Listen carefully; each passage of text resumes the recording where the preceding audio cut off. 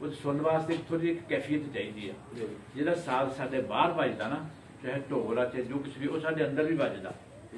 जे अंदर ते बाहर दा रले ना तो साडा कोई नहीं सुनदा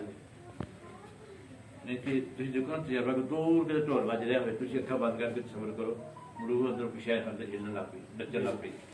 मतलब कि मेरा वजूद था या रक्स गाती है दोस्त मुझे कोई नाचता रहा मुझे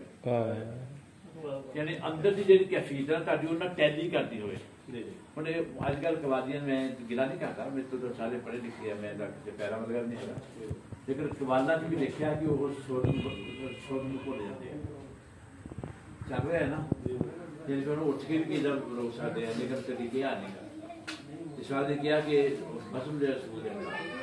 अजीब होते हैं आदाब रुखते महफल तो उसके वो भी चला जिसका घर न था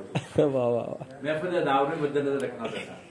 लेकिन अस्सी हकीकत जी कवाली मेरे वाला साहब ने कुछ सुनी जिंदगी ऐसी कैफियत तारी हुई थी मैं दस नहीं सकता कि मैंने अच्छी तरह याद आ कि लोग बेहोश हो गए गिरने शुरू हो गए लेकिन वो भी ना कवाली इसी तरह ही सुनते थे जो सुनता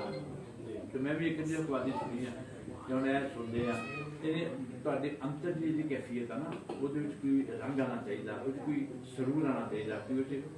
ਨਸ਼ਾ ਹੋਣਾ ਚਾਹੀਦਾ ਔਰ ਮੈਂ ਕਹਿੰਦਾ ਇਸ ਤੋਂ ਵੱਡਾ ਨਸ਼ਾ ਕੋਈ ਨਹੀਂ ਸਾਰੇ ਨਸ਼ੇ ਜਦੋਂ ਜਾਣਾ ਇਹ ਨਸ਼ਾ ਫਿਰ ਉੱਥੇ ਸ਼ੁਰੂ ਬਸ ਬੇਸ਼ੱਕ ਜਿਹੜਾ ਇਸ ਨਸ਼ੇ ਵਿੱਚ ਰਹਿੰਦਾ ਨਾ ਉਹਦੀ ਕੈਫੀਅਤ ਨੂੰ ਅਸੀਂ ਉਹਦਾ ਅੰਦਾਜ਼ਾ ਨਹੀਂ ਲਾ ਸਕਦੇ